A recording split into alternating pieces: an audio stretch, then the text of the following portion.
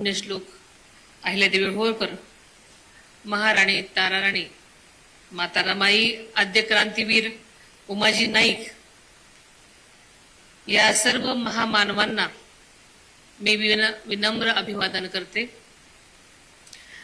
बारामतीचे ग्रामदैवत श्री सिद्धेश्वर, श्री माळावरची देवी,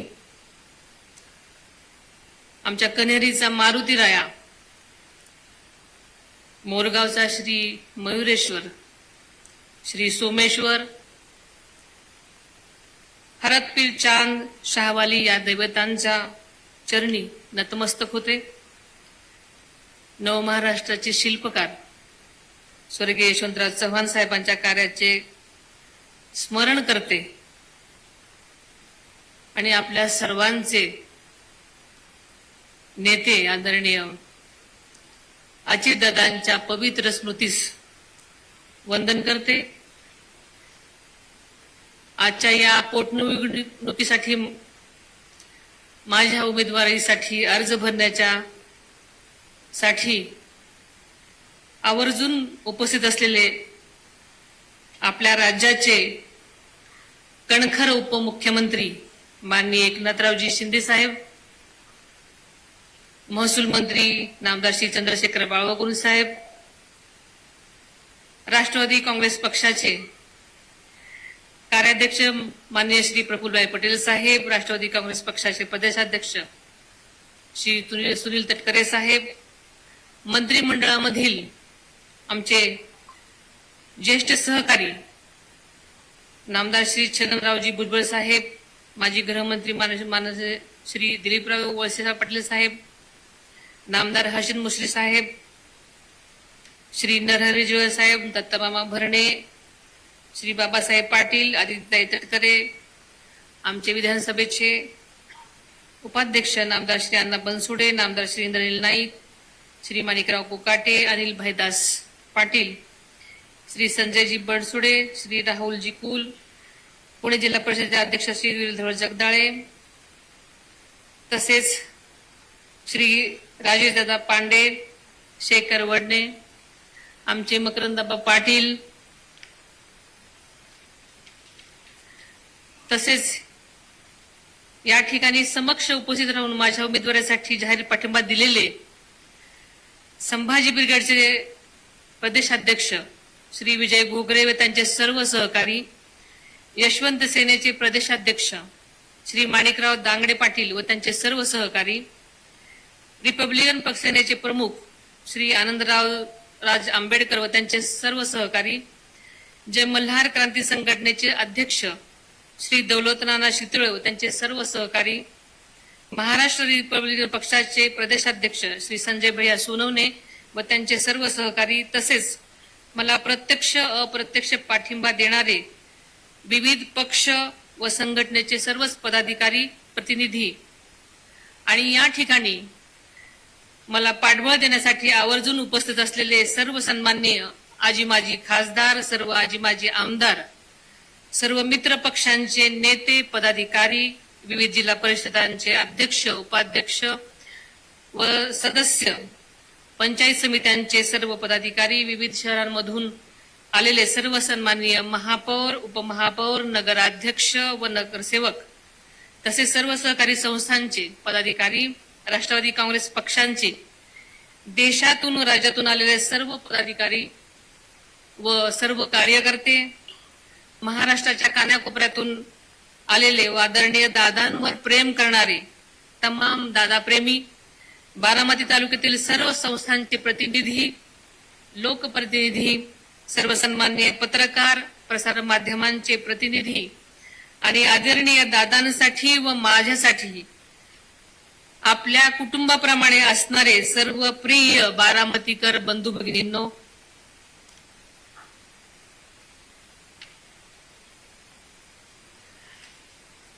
अवघ्या 2च महिन्यापूर्वी आपण सर्वांनी आपल्या लाडक्या नेत्याला आदरणीय दादांना गमावलं।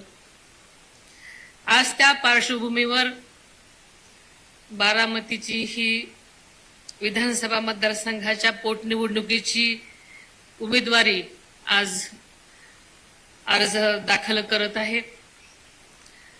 मला स्वप्नातही वाटलं नव्हतं की बारामतीत ही पोटनिवडणूक होईल. दादा अजूनही आपल्यात नाहीत असं अजूनही वाटत नाही आणि हे मला मान्य नाही. पण नियतीने हा काळ तुमच्यावर आणि माझ्यावर खरंच वाटत नसला तरी आणलाय. दादांचं जाणं ही केवळ माझीही माझ्या कुटुंबाची वैयक्तिक हानी नाही, तर बारामती, महाराष्ट्र आणि देशाची हानी झाली असलं म्हटलं तरी वावगं ठरणार नाही. दादांसाठी बारामती म्हणजे आईसारखी होती. बारामतीचा केवळ प्रत्येक कार्यकर्ता नाही, तर बारामतीचा प्रत्येक नागरिक हा दादासाठी खरा पांडुरंग होता. बारामतीकरांची सेवा म्हणजेच पांडुरंगाची सेवा, हाच दादांचा विश्वास आणि आधार होता. बारामती म्हणजे दादांचा श्वास होता. म्हणूनच त्यांचा अखेरचा श्वास देखील बारामतीच्या मातीतच विसावला.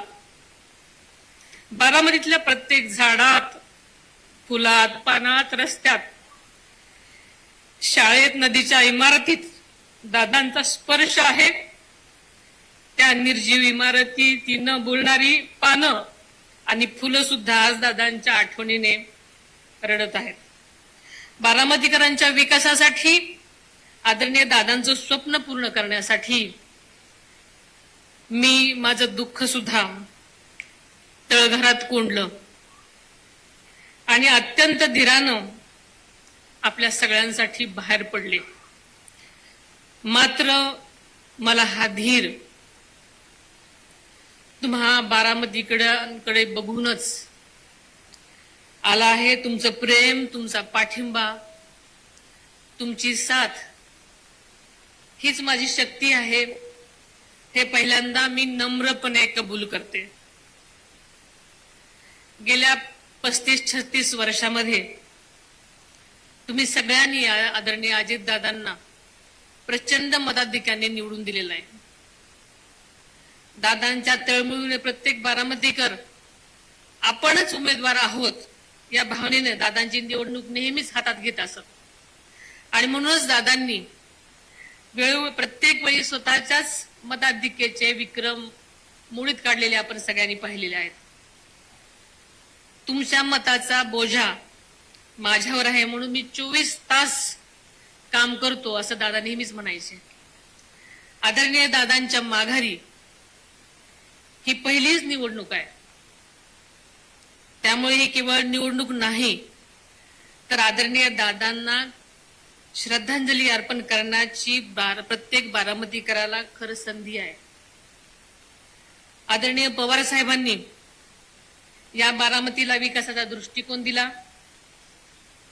दादांनी त्यावर आपल्या कष्टानं रंग भरले, कोंदण भरलं, हे बारामतीला फुलवलं, जगवलं आणि जागतिक दर्जाकडे नेलं. आपल्या बारामतीची प्रतिष्ठा जराही कमी होऊ देणार नाही, हे बारामतीकरांना मी यापुढेही वचन देते. बारामती तालुका हा जगातील सर्वात विकसित, सर्वात प्रगत तालुका बनवणं हे दादांचं स्वप्न नव्हतं, ही दादांची जिद्द होती, एक ध्यास होता. दादांना बारामती एक जागतिक दर्जाचं शहर बनवायचं होतं. हे स्वप्न पूर्ण होण्याच्या उंबरठ्यावर असतानाच नियतीने त्यांना आपल्यातून नेलं. आदरणीय दादा म्हणजे केवळ एक व्यक्ती नव्हते, तो एक विचार होते, एक व्यवस्था होते, लोककल्याणकारी, लोककल्याणाची खरीखुरी तळमळ होते. जोपर्यंत जीवात जीव आहे तोपर्यंत बारामतीकरांची सेवा करतच राहीन, हे शब्द त्यांनी खरे केले आणि अगदी शेवटच्या श्वासापर्यंत. दादांची जागा कुणीच घेऊ शकत नाही. हे तरी बारच सत्य आपल्या सगळ्यांना माहिती आहे, पण त्यांच्या विकासाच्या विचारांना पुढे नेण्याचा निर्धार मात्र मी केला आहे. दादा शब्दाला जागणारे होते. दादांचा एकही शब्द खाली पडू देणार नाही. दादांना साक्षी ठेवूनच मी तुम्हाला हेही वचन देते. माझ्यासाठी केवळ पार्थ आणि जय हेच माझं कुटुंब नाही, हे मी पहिल्यांदाही म्हटले होते. तर संपूर्ण बारामती हा माझा परिवार आहे. प्रत्येक बारामतीकर माझ्या कुटुंबाचा सदस्य आहे. या कुटुंबाच्या विकासासाठी मी आयुष्यभर झटत राहीन हा शब्द माझाही आहे. दादाच्या पण काळजी करू नका, एकही कार्यकर्त्याला वाऱ्यावर सोडणार नाही. दादांचा जनता दरबार यापुढे हे तसाच सुरू राहील. लोकांची कामं होणं हीच दादांची खरी श्रद्धांजली आहे. दादांच्या जाण्यानंतर